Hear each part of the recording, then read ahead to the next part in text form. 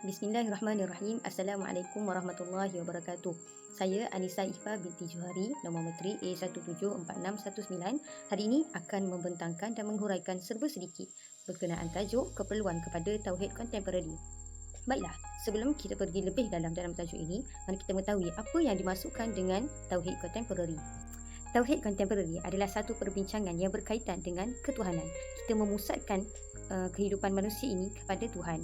Manakala kontemporari pula adalah bermaksud semasa. Apa yang dimaksudkan dengan semasa di sini? Semasa di sini adalah cabaran-cabaran yang dihadapi oleh umat Islam dari segi teknologi, dari segi nafsu dan dari segi keinginan.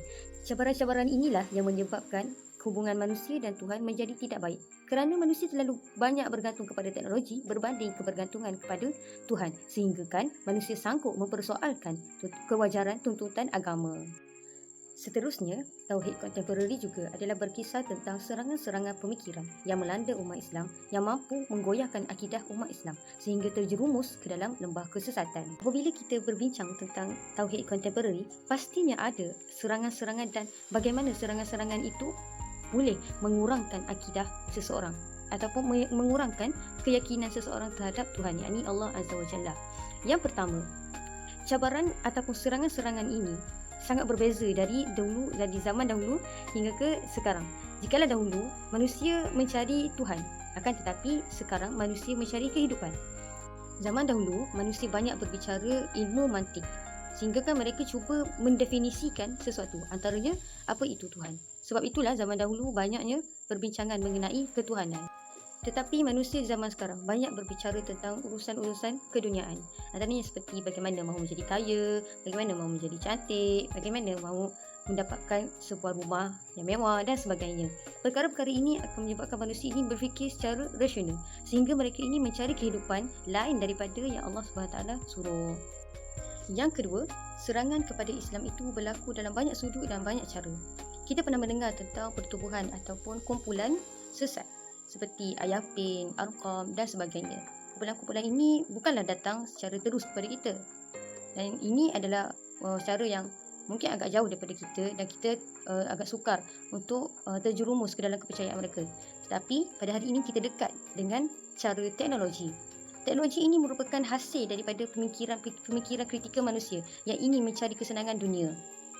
Dan apabila berlakunya satu pemikiran yang sangat mendalam ini memerlukan kepada inovasi dan modernisasi sehingga pemikiran ini melampaui batas dan tidak berlandaskan wahyu dan hadis. Yang ketiga, serangan-serangan yang mampu mengurangkan keyakinan kita kepada Tuhan adalah apabila kita bertemu dengan orang yang sudah kurang keyakinannya kepada Tuhan. Orang-orang seperti ini adalah mereka yang meletakkan akal dan rasional mereka lebih tinggi daripada wahyu. Dan mereka merasakan logik akal itu lebih betul. Dan orang-orang seperti ini adalah hasil daripada terjerumus ataupun telah diserang ataupun dikuasai oleh pemikiran-pemikiran seperti liberal, sosialis, kapitalis dan sebagainya. Melalui serangan-serangan pemikiran seperti ini, jelas menunjukkan kepada kita bahawa perlunya kita kepada tauhid kontemporari. Perlunya kita untuk memahami maksud tauhid itu sendiri.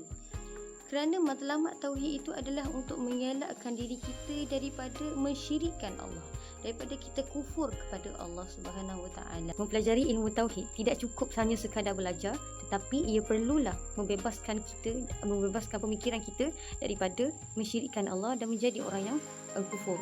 Apabila kita belajar tentang tauhid ini, maka perlulah ilmu tauhid itu mengembalikan ataupun menyelesaikan permasalahan manusia dalam mencari urusan dunia. Kerana manusia pada hari ini mencari dunia sehingga melupakan Tuhan, mencari dunia sehingga melebihkan dunia daripada Tuhan.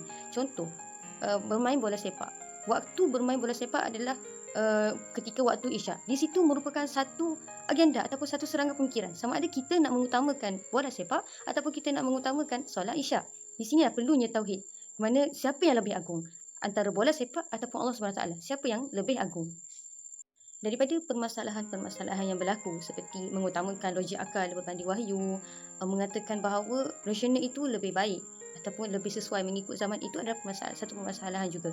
Tapi perlu kita ingat bahawa permasalahan tauhid juga berlaku di dalam sistem pemerintahan, sistem ekonomi, kemasyarakatan dan banyak lagi tanpa kita sedar. Jadi di sinilah perlunya kepada kefahaman tauhid dan penyampaian ilmu tauhid itu kepada masyarakat dalam menyelesaikan masalah ini sebelum menjadi lebih parah. Jadi pada hari ini kita dicabar dengan manusia yang bertuhankan teknologi, bukan bertuhankan Allah Subhanahu Wa Taala. Maka sama-samalah kita berusaha dan memahami dengan sebenarnya ilmu tauhid itu agar kita mampu memimpin, bukan mampu menyesatkan lagi, tapi mampu memimpin ke arah yang lebih baik demi menjadikan manusia ini, demi mengembalikan manusia ini kepada fitrah yang asal. Wallahu a'lam. Assalamualaikum warahmatullahi wabarakatuh.